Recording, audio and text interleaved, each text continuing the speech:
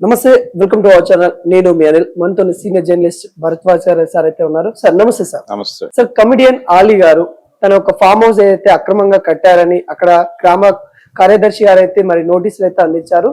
అసలు దాని వెనుక ఉన్న ఏంటి, అసలు అక్రమ కట్టడాలు ఏం చేస్తా ఉన్నాడు, ఫామ్ హౌస్ గురించి ఏం చెప్తారు? అంటే ఆలీకి నోటీసులు అనగానే వెంటనే ప్రజలకి అనుమానం వచ్చేది ఏపీ గవర్నమెంట్ నుంచి నోటీసులు వచ్చాయా లేకపోతే ఏపీ పోలీస్ నుంచి నోటీసులు వచ్చాయా అనేటువంటి అనుమానం. అంటే ఈ మధ్య నోటీసుల కాలం నడుస్తోంది.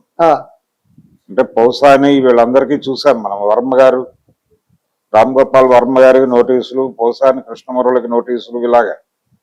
సో ఈ పరంపరలో ఈయనతో కూడా కొంత, ఈయనకి కూడా అంటే ఆలీకి కూడా వైఎస్ఆర్సీపీతో జర్నీ ఉంది. అందరికంటే ముందు తెల్ల జెండా ఎగరేసి రాజకీయాలకు బై చెప్పేసిన వాడు ఆలీ. ఆయన బై చెప్పేసిన తర్వాత కూడా మళ్ళీ నోటీసులు ఇవ్వడం ఏమిటి అని చెప్పేసి అనుకుంటారు. కానీ ఇది తెలంగాణ నుంచి వచ్చినటువంటి నోటీసులు, ఇది హైడ్రా నోటీసులు అందుకున్నాడు ఆయన. అంటే నవాబ్పేట దగ్గరలో ఆయన ఫామ్ హౌస్ ఉంది వికారాబాద్ రూట్ లో. అయితే ఇందులో అక్రమ నిర్మాణాలు చేపట్టబోతున్నారు అనేది సమాచారంతో నోటీసులు ఇచ్చారు.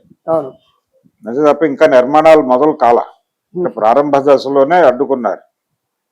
కాబట్టి ఆయన ఖచ్చితంగా దాన్ని పాటించి తీరాల్సినటువంటి పరిస్థితి.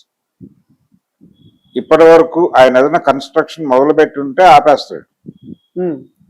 ఇది కొంచెం హైడ్రా అనేది సీరియస్ గానే ఉంది నిర్మాణాలు, అక్రమ నిర్మాణాల పట్ల అనేది. ఆల్రెడీ సినిమా నటులనైనా స్పేర్ చేయటం లేదు అనేది అన్కన్వెన్షన్ వ్యవహారంతో మనకి స్పష్టమైంది.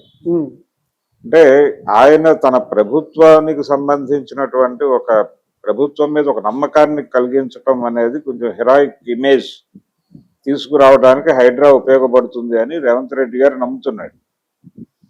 ఈ నమ్ముతున్నటువంటి క్రమంలోనే హైడ్రా ఒరిజినల్ గా లక్ష్యం ఏమిటి, కేవలం ఈ అక్రమ నిర్మాణాలు కట్టడి చేయటం, అలాగే ఈ చెరువులు కుంటలు ఆక్రమణలకు గురి కాకుండా చూడటం మాత్రమే కాదు, ప్రభుత్వ ఆస్తుల పరిరక్షణ అనేది కూడా హైడ్రా ప్రోగ్రామే. అసలు ప్రధానమైన కార్యక్రమం అదే. ప్రభుత్వ ఆస్తుల పరిరక్షణ అనే కార్యక్రమంలో భాగంగానే హైడ్రా అనేది ఏర్పడింది. దానికి ఇవన్నీ కూడా అదనపు అధికారాలు. అంటే అక్రమ నిర్మాణాల మీద కావచ్చు, అలాగే ఈ చెరువులు కుంటలు ఆక్రమణల మీద కావచ్చు, వాళ్ళు కొంచెం సీరియస్ గా వ్యవహరిస్తున్నారు. అలాగే మూసీ నది ప్రక్షాళన కార్యక్రమం ఒకటి. ఈ ఆపరేషన్స్ మీద రకరకాల విమర్శలు ఉన్నాయి.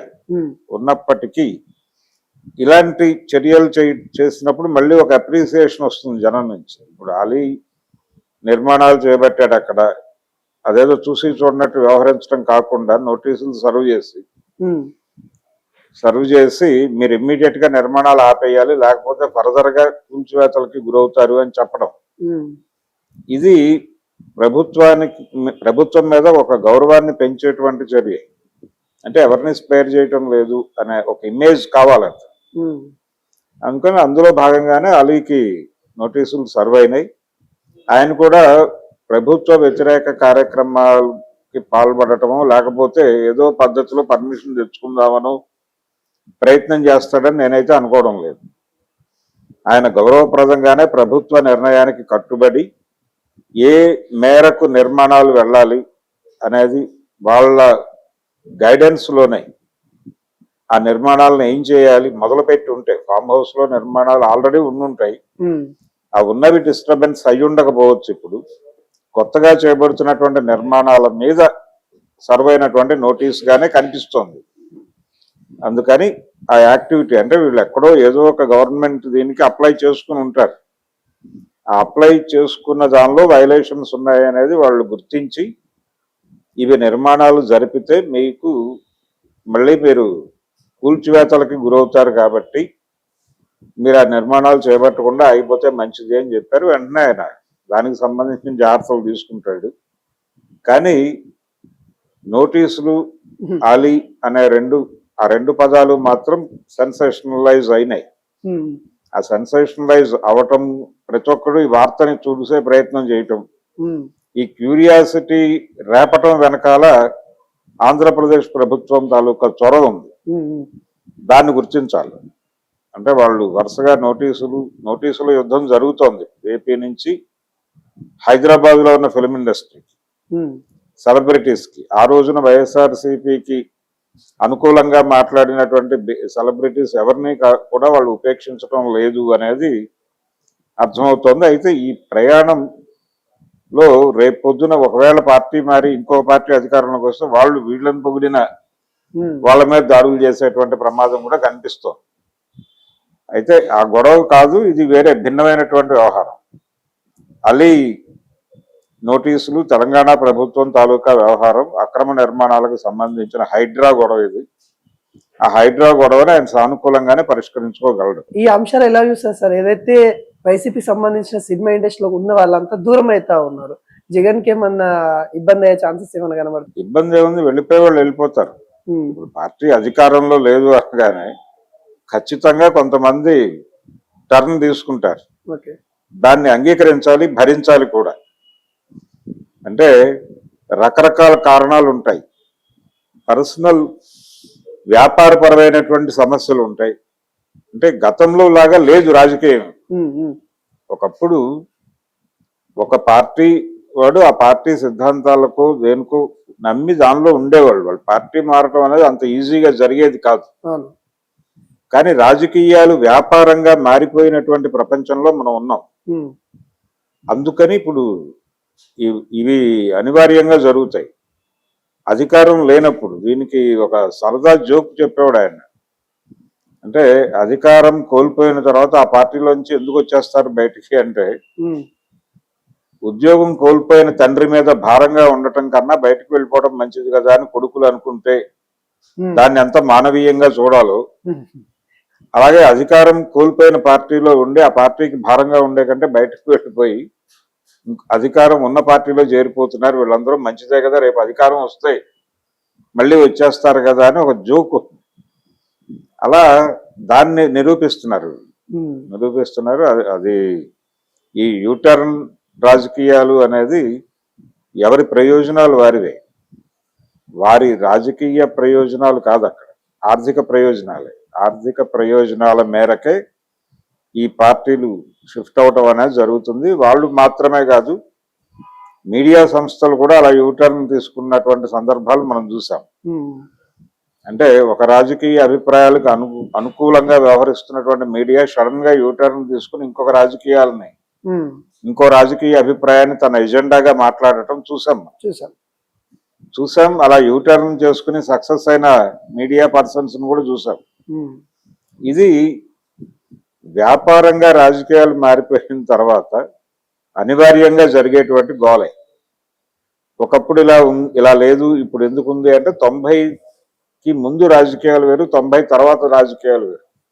1990కి ముందు చెప్తున్నటువంటి విలువలతో కూడిన రాజకీయాలని ఏదైతే చెప్తున్నారో, అప్పుడు రాజకీయాలు వ్యాపారం కాదు కాబట్టి వాళ్ళు అలా ఉన్నారు.